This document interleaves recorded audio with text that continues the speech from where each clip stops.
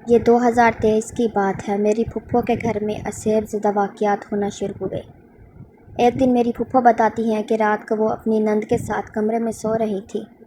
انہوں نے ایک عورت اور ساتھ ایک بچے کو گھر کی سیڑھیوں پر جاتے ہوئے دیکھا، مگر اس سے پہلے ان کے گھر میں کوئی واقعات نہیں ہوئے تھے، نہ ہی گھر کے کسی فرد نے کسی چیز کو دیکھا تھا۔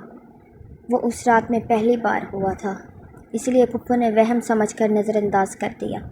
اس کے بعد گھر میں عجیب عجیب چیزیں ہونے لگیں۔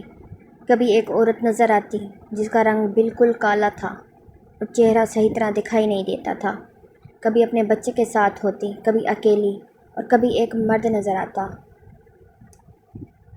پھر پھپھو نے ہمارے گھر آ کر ایک دن ساری بات بتائی، کیونکہ ان کے شوہر پاکستان میں نہیں تھے، ان دنوں دبئی میں ہوتے تھے، اور وہ صرف 3 لوگ تھے، ایک ان کا سسر، ایک پھپھو اور ایک نند، اور ساس تو 1 سال پہلے ہی وفات پا گئی تھی۔ تو جب پھپھو نے ہمارے گھر آ کر ساری بات بتائی تو گھر میں کسی کو اس بات کا یقین نہیں ہو رہا تھا۔ پھپھو کی شادی ان کے ماموں کے بیٹے سے ہوئی تھی، تو ہمارا اور ان کا گھر بھی ایک ہی گلی میں تھا۔ پھپھو نے بہت یقین دلایا کہ سچ میں نے عورت کو دیکھا ہے، مگر سب نے وہم سمجھ کر ٹال دیا۔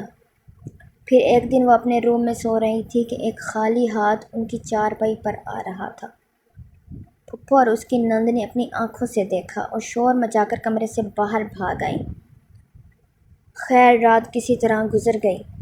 صبح پھپھو گھر آئی، پریشان تھی، اور پھر رات والا سارا واقعہ سنایا۔ اس بار سب کو ایسے لگا کہ کیا پتہ سچ ہو، تو پھر میری دادی نے کہا، میں 2 دن تمہارے گھر میں رہوں گی اور تمہارے کمرے میں سوؤں گی۔ پھر دادی بھی پھپھو کے گھر چلی گئی۔ پہلی رات تو ایسا کچھ ہی دیکھنے کو نہیں ملا۔ دادی نے کہا، مجھے تو ابھی تک کچھ نظر نہیں آیا۔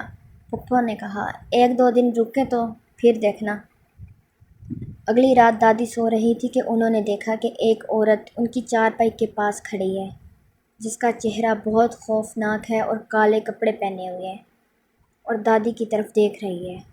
تو دادی بھی ڈر گئی اور سب کو وہ بات بتائی۔ اب معاملات مزید خراب ہو رہے تھے۔ وہ عورت کون تھی اور ساتھ اس کا بچہ، یہ پتہ نہیں چلا۔ دادی واپس گھر آ گئے۔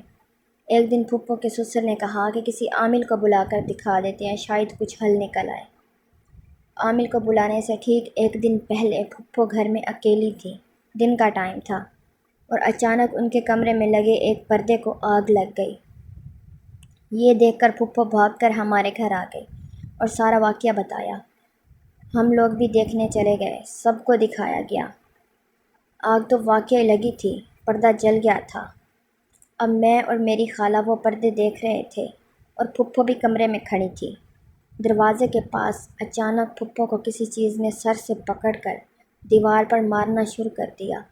یہ میں نے خود دیکھا اپنی آنکھوں سے، مگر کوئی چیز نظر نہیں آئی۔ اس کے بعد ایک عامل کو بلایا، جو اس نے عمل کیا اور پانی بھی پڑھ کر دیا، اور کہا کہ یہ گھر کے کونوں میں چھڑک دو، مگر اس کے پانی سے کوئی خاص فرق نہیں پڑا۔